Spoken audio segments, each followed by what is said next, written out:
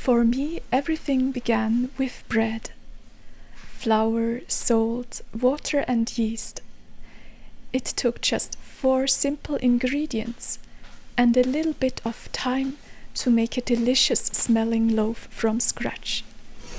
Store-bought options no longer could keep up with things that were homemade. And so I started thinking, why shouldn't I go a step further?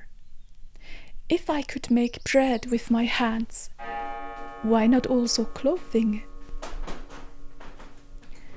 In 1905, the English designer Walter Crane wrote in his book, Ideals in Art, I hope that we shall not be content as a people to remain satisfied with so little of the refining influence of art and beauty in our daily lives.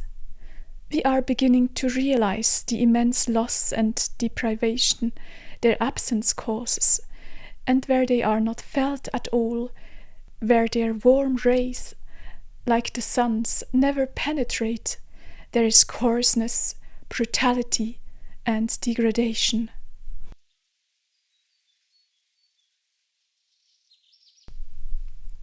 I certainly had noticed how the quality of garments had gone down in recent years.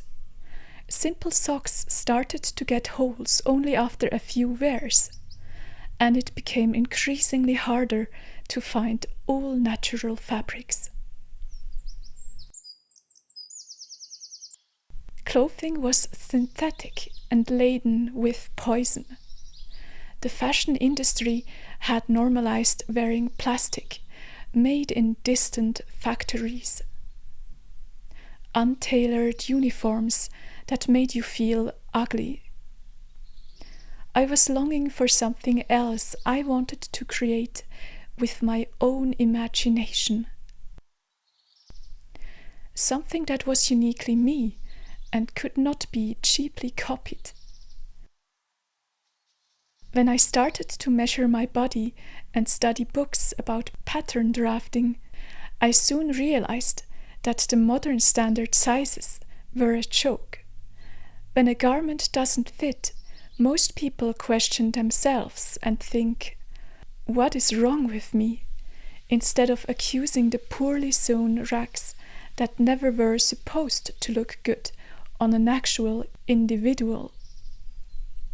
By using my body as a reference and tailoring a dress to my liking, I finally would be able to break out of that absurd cycle. However, many moons waxed and waned until I succeeded in creating a custom pattern. In the beginning, my sewing was awkward and took ages, but then I gained more and more insights into the basic stitches. I was able to choose the exact fabric I wanted and pair it with lovely old embroidery I had thrifted. The design I went for was reminiscent of an early Victorian dress and also felt inspired by the traditions of my own country. I didn't want to follow strict historic fashion rules and still owned the luxury to pick elements from different periods. Think about it. In the past, there were often strict sumptuary laws that regulated what people could wear. Today, we enjoy the privilege of choosing the clothing we want, but a strange uniformity nevertheless governs the streets. Manufacturers aim for mediocrity, and the consumers follow along. Jeans, t-shirts, or yoga pants, I never really felt comfortable in such clothing. My mind was drawn to a fairy tale I wanted to incarnate. Once I had found joy in the calm, meditative state of hand sewing, I swore to never buy a pre-made garment again. In fact, The fabric in my hands became like a little baby, a child I was growing slowly. When one realizes the work that goes into a well-constructed garment, it becomes impossible to treat it as a worthless object. I knew that I would wear my dress for years to come and never want to throw it away. We often seem to live in oblivion when it comes to the most important factors in our lives. The food we ingest plays a major role in our well-being, as well as good sleep and the tidiness of our surroundings. Clothes, on the other hand, are not necessarily among our priorities, even though they are a thing that sits closest to our skin. Kleider machen Leute, so a German saying goes, and it really looks as if clothing can elevate or completely drag you down. I had noticed how soft natural fabrics felt on my skin and how breathable they were. Synthetic fibers, in contrast, started to smell bad only after a few hours and suffocated the body like a plastic wrapper. In the heat of the summer, especially, they did not cool but rather stifle. Like sleepwalkers, we sometimes wander through life. Only at a certain point we start to see the smaller elements that shape our very existence. William Morris believed that beauty and joy could bloom solely in an aesthetic surrounding. In his essay, The Aims of Art, he wrote, "The true secret of happiness lies in the taking a genuine interest in all the details of daily life." I dare to say that clothing has the power to transform your whole identity.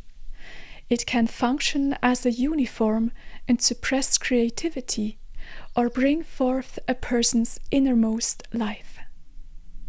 Just as much as colors influence our psyche, the fabric we carry allows for free movement or acts as a mental prison. How much more interesting the streets would be if everyone made their own clothing. Garments could be tailored to a person's wish and show their individual whimsy. The delight of absolute creative freedom a sewist enjoys comes nowhere close to the instant gratification of a compulsive purchase. While the latter is a quick and fleeting serotonin rush, the first signifies pride and the feeling of having accomplished something significant. To me it seems that the demand for ever more efficacy is the curse of modernity. In a similar vein, William Morris writes, "Well, first I shall not shrink from saying bluntly that production by machinery necessarily results in utilitarian ugliness, in everything which the labor of man deals with, and that this is a serious evil and a degradation of human life." Admittedly, these words may sound a bit harsh, but they speak directly from my heart. Ugliness does not only show itself in carelessly finished seams or loose threads, it also haunts the process of working with a machine. Ceaseless clatter and a rapid speed are, to me, the opposite of meditation. When I am making something, I do not want to think about the outcome before I have even started. I want to take myself the necessary time to sit with my ideas and to enjoy the journey. When I was sewing my dress stitch by stitch, I was able to deeply focus and to forget the chaotic world for a while. It was like a balm for today's overstimulation and brought me back down to earth. When my dress was slowly coming to completion, I felt a joy I had never experienced before. How would it be like to wear the dress for the very first time?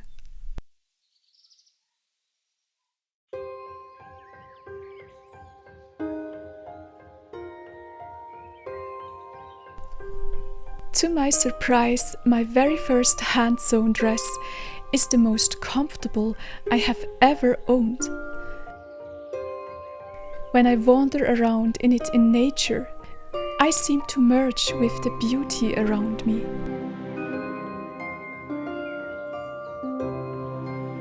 For years I had dreamt of making my own clothing, and yet an invisible hand seemed to have held me back. Now I have come to realize that the most important thing is to just simply start. Try making something new today and don't think too much about the outcome. You then will see that perfection lies in the imperfect.